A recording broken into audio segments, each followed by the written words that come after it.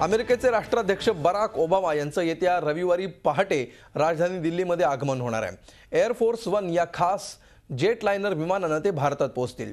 American राष्ट्राध्यक्षांचं उडतं फिरतं office कम घर असलेल्या या अत्याधुनिक पॉवरफुल अशा विमानाची ओळख करून देणारा हा रिपोर्ट।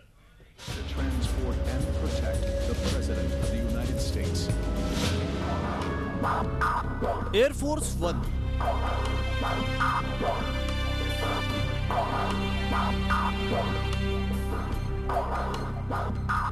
अमेरिकेचे राष्ट्राध्यक्ष बराक ओबामा भारतात येतील तेव्हा त्यांच्यासोबत असणार आहे आणखी एक व्हीआयपी गेस्ट।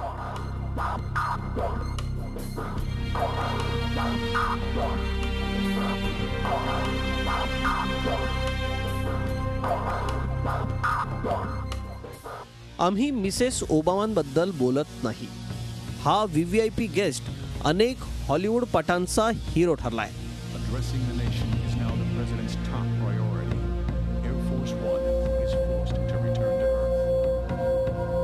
आम्ही बोलतोय ते एअर फोर्स वन बद्दल।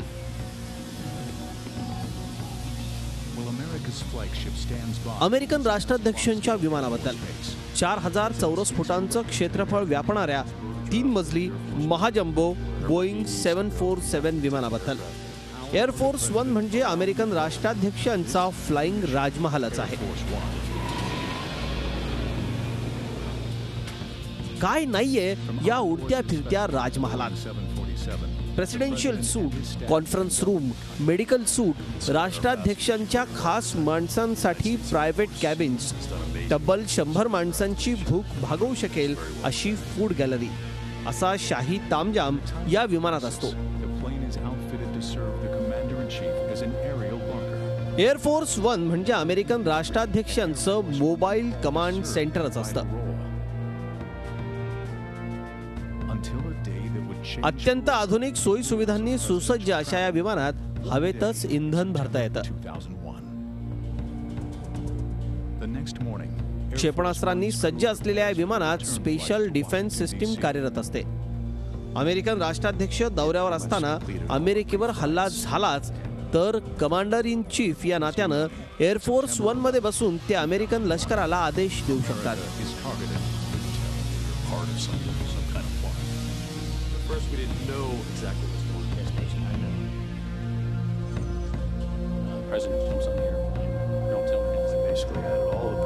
भारतामध्ये एअर फोर्स वन लँड होईल तेव्हा या विमानालाही राजशिष्टाचारानुसार व्हीआयपीचा दर्जा दिला जाणार आहे। म्हणजे भारतीय हवाई हद्दीत पंतप्रधान आणि राष्ट्रपतींच्या विमानांना जो राजशिष्टाचार असतो तोच अमेरिकन राष्ट्राध्यक्षांच्या एअर फोर्स वन विमानालाही लागू असणार आहे। Air force one becomes the command center for America's commander-in-chief. There were rumors the plane was under attack, rumors that the ranch was under attack, rumors that the White House was going to be under attack, and it became ऐनवेळी खराब हवामानामुळे किंवा धुक्यामुळे विमान land होण्यात अडचणी आल्याच तर पर्यायी व्यवस्था करण्यात आली आहे। मात्र अगदी शून्य विजिबिलिटी असतानाही हे विमान धावपट्टीवर उतरू शकतं। महत्त्वाचं म्हणजे अमेरिकेचा हा महाराजा जेव्हा भारतात येईल तेव्हा अन्य विमानांना काही काळ उड्डाण करण्यास बंदी घातली जाणार आहे।